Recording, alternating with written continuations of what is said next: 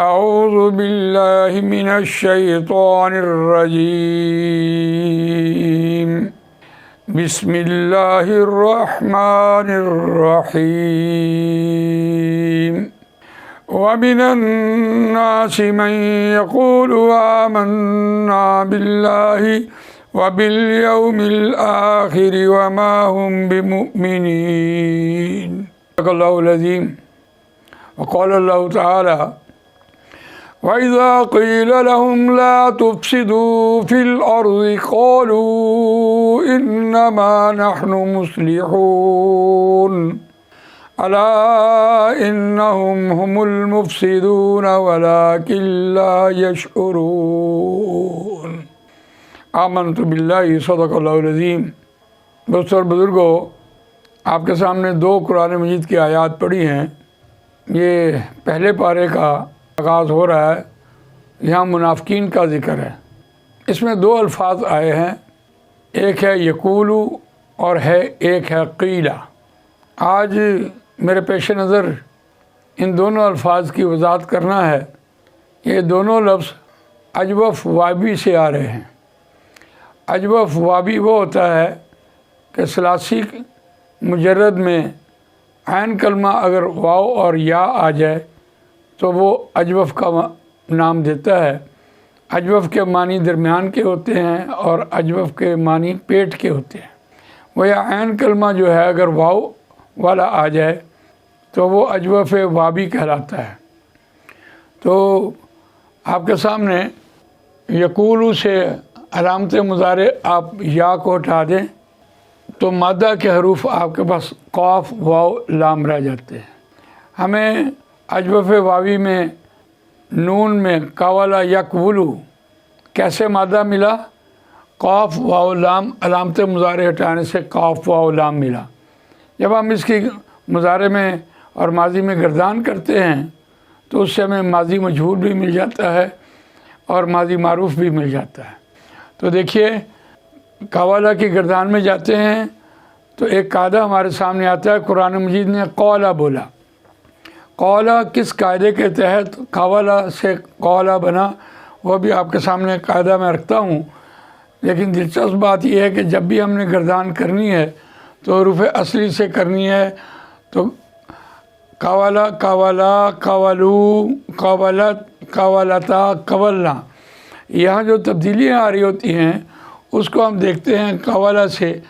جب اگر حرف علت کے شروع میں زبر آ جائے تو حرف علت الف میں بدل جاتا ہے، گویا یہ قولا میں بدل گیا۔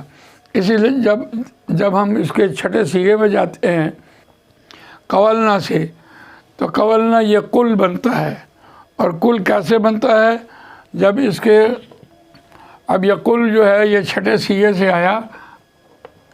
واو علامت مضارع جو ہوتی ہے، واو عین کلمہ اس کے شروع میں اگر زبر آ جائے تو وہ الف میں بدل جاتا ہے، لیکن اس چھٹے صیغے میں قولنا سے کاف ڈراپ ہو جاتی ہے اور کاف اپنے ما قبل کو پیش دے کر چلی جاتی ہے۔ جب ڈراپ ہوتی ہے تو وہ یہ کلنا بن جاتا ہے۔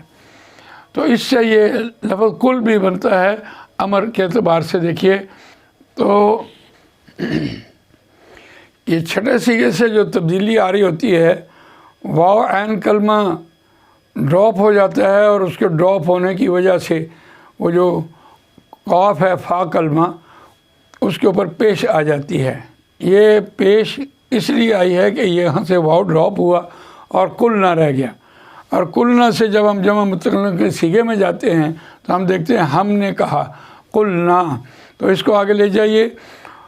قلتا قلتما قلتم قلتی قلتما قلتنا قلتو قلنا قلنا، ہم نے کہا۔ یہاں سے دو تبدیلیاں ہم نے دیکھی ہیں۔ اسی طرح جب ہم اس کے ماضی مجہول میں جاتے ہیں تو ماضی مجہول میں جانے کے لیے ہمارے پاس ایک یعنی مستقل فاعلہ فاعلہ فاعولہ تین اوزان ہیں ماضی معروف کے۔ اس سے ماضی مجہول کا ایک ہی وزن آتا ہے فعیلہ، اور فعیلہ کے وزن پر جب قویلہ جاتا ہے تو پھر یہ قویلہ سے قاعدہ دوسرا ایک تبدیل ہوتا ہے۔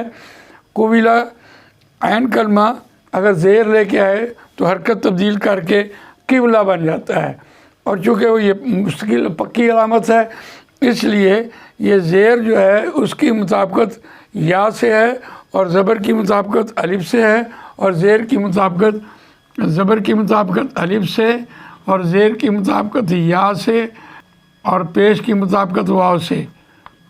اس لیے یہ زیر جو ہے کسرہ، اس کی وجہ سے یہاں یا میں تبدیلی آ جاتی ہے، اور یہ ماضی مجہول میں قیلا کہا گیا۔